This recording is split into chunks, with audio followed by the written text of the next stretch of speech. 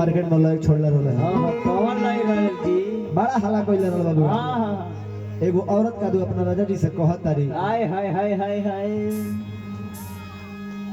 कि आइए बलम रौरा कइली रास्ता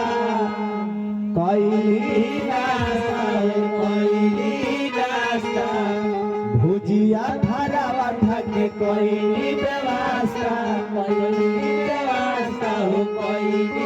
कि बड़ी सुघर लागे तोहर लुंगिया धनी अरे लुंगिया धनी पहिरी जब मारे सुकिया धनी सरिया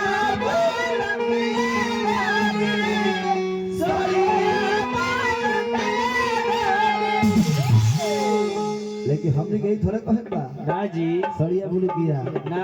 रोना ने बुझाइल देखिए अपलेटर साहब हंसन लगले हां इनका बुझा गेल जे 82 अब निमन रास्ता धोला लगा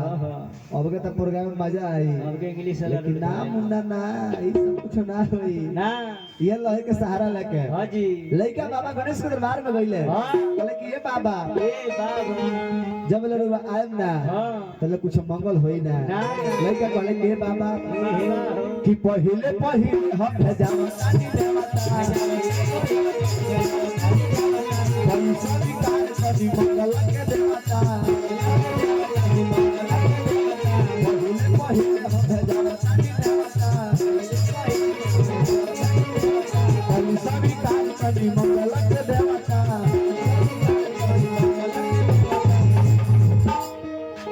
रिधि सिद्धि दू गो जनाना बाबा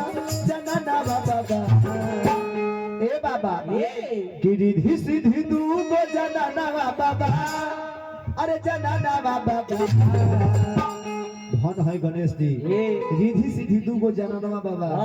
एबर हमनी से एगो संहार में नहीं खे आवा आ ओ बेरा कर दू गो रखले बानी दू गो बिया हरा हां जी धन है गणेश जी महाराज तसा भाभी चे देवी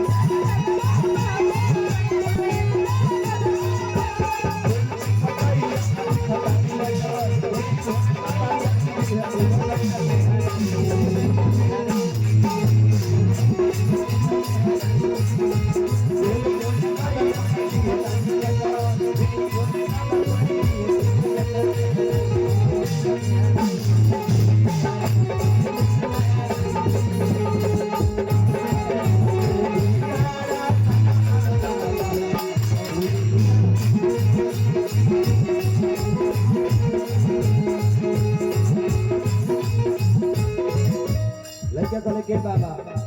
स्वाभाविक के देवी दर्शनवा बाबा हम गौरी लाल बाबा रुका हो बड़ा बढ़िया हमर बेंजू मास्टर देखी ना हां हां आई उमर उठन देख ली हां जी तनी का उमरिया और देखी लोग हां जी अल्लाह और देखी अल्लाह और देखी जतनी कौन गाना बजावत रे हां का दुबेल के पतई आप लिखतनी लेटा